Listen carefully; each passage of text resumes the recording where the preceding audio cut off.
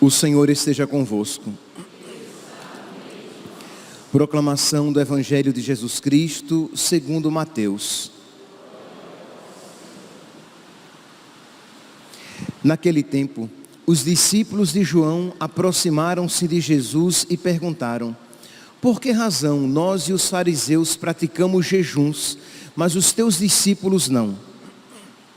Disse-lhe Jesus: por acaso os amigos do noivo podem estar de luto enquanto o noivo está com eles? Dias virão em que o noivo será tirado do meio deles, então sim, eles jejuarão. Palavra da salvação.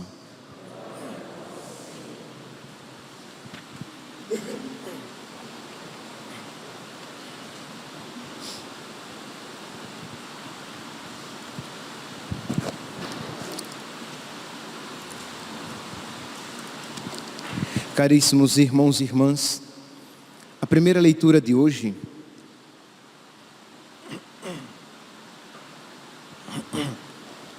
retirada do profeta Isaías, nos mostra uma palavra dura de Deus, que diz que não aceita os exercícios penitenciais, não aceita o jejum e as obras penitenciais praticadas pelo povo de então. E a igreja escolhe este texto para que ele seja proclamado no início de um tempo em que nós, católicos, nos colocamos em exercício de penitência.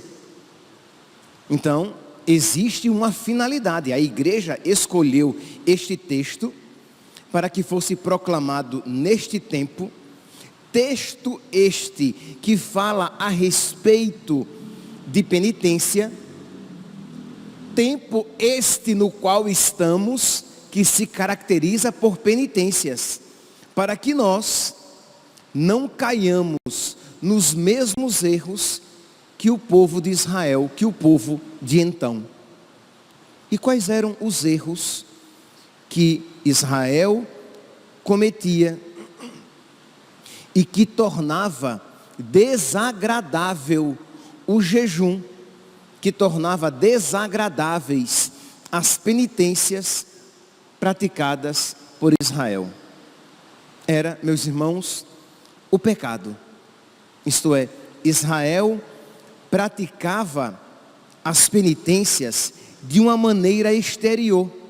Não queria se converter, não queria mudar de conduta, não queria romper com os seus pecados.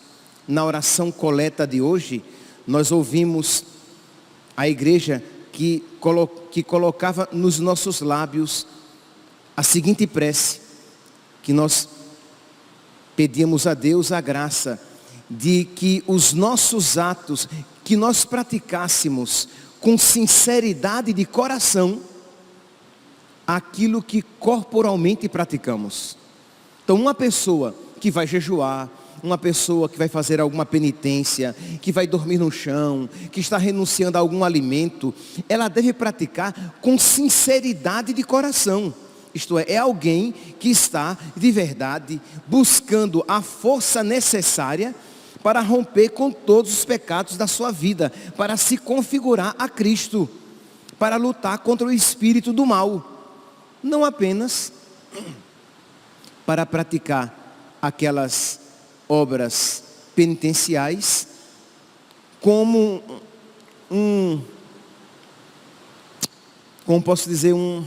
uma barganha com Deus. Isto é, eu faço essas penitências, eu jejuo, eu durmo no chão, eu ajudo os pobres, eu faço algumas orações, mas eu não mudo de vida, eu não largo aqueles pecados. Ora, Se este é o espírito com que você pratica as suas penitências, estas não são agradáveis a Deus. Diz aqui então: assim fala o Senhor Deus, grita forte e sem cessar, levanta a voz como trombeta e denuncia os crimes do meu povo e os pecados da casa de Jacó. Os crimes e os pecados. Buscam-me cada dia. Imagine, estes mesmos que cometiam os crimes e os pecados, buscavam a Deus todos os dias. Nós poderíamos dizer, eram de missa diária, de terço na mão, de oração nos lábios, mas de um coração muito diferente do coração de nosso Senhor. E quando a igreja então escolhe este texto, é para nos advertir: cuidado, porque nós podemos cair num pecado semelhante, numa atitude semelhante. Nós participamos da missa, nós fazemos as nossas orações, nós parecemos homens e mulheres de igreja, de oração, mas se continuamos com os nossos hábitos velhos, com as nossas práticas antigas, com as nossas atitudes carnais, se nós não lutamos, se nós não lutarmos contra isso, as nossas obras serão meramente exteriores, que serão, não apenas não serão agradáveis a Deus, mas causarão ojeriza a Deus, nos tornarão insuportáveis a Deus, porque nada é mais insuportável a Deus do que um falso religioso, do que um hipócrita. Pois bem, então, buscam-me cada dia e desejam conhecer meus propósitos, como gente que pratica a justiça e não abandonou a lei de Deus. Exigem de mim julgamentos justos e querem estar na proximidade de Deus. E perguntam: por que não te regozijaste quando jejuávamos e o ignoraste quando nos humilhávamos? E Deus responde: é porque no dia do vosso jejum tratais de negócios e oprimis os vossos empregados. É porque ao mesmo tempo que jejuais, fazeis litígios, confusões, brigas, agressões. Não façais jejum com esse espírito, se quereis que o vosso pedido seja ouvido no céu. Então percebe, meus santos, que concomitantemente, ao mesmo tempo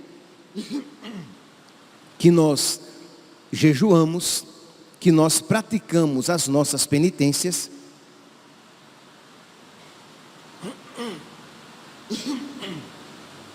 nós lutamos contra os nossos pecados.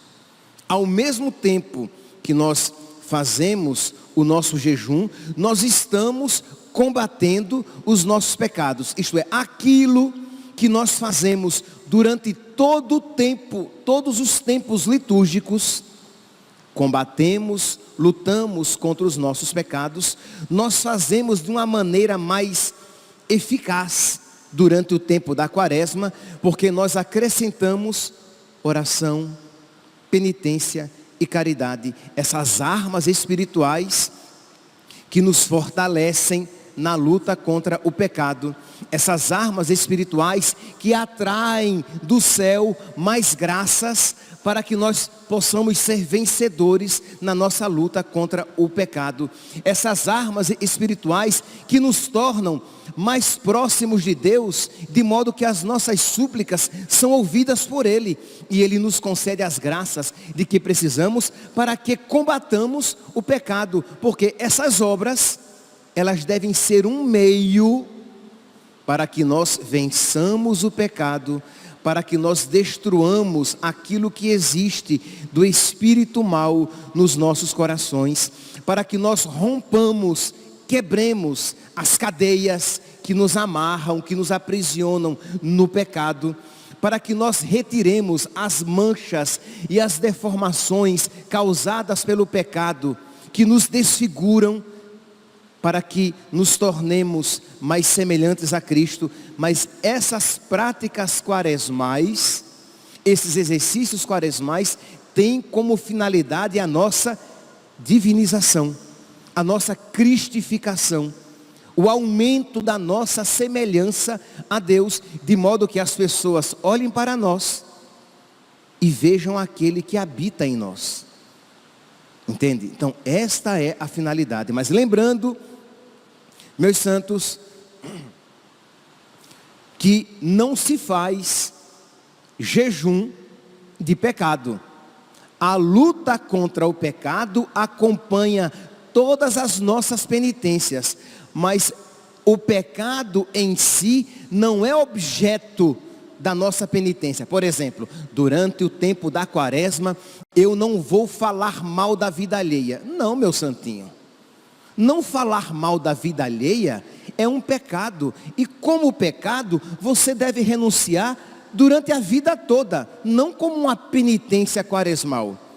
A penitência quaresmal é algo que é algo bom, que você se abstém por amor a Deus, para ensinar a sua natureza humana, a sua alma a renunciar, porque nós somos crianças mimadas, né?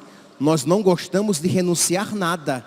Então, quando nós, por amor a Deus e fortificados pela graça de Deus, nós abandonamos algo lícito como penitência, nós estamos nos ensinando e nos fortificando a renunciar às coisas ilícitas, a ter força para renunciar às coisas ilícitas.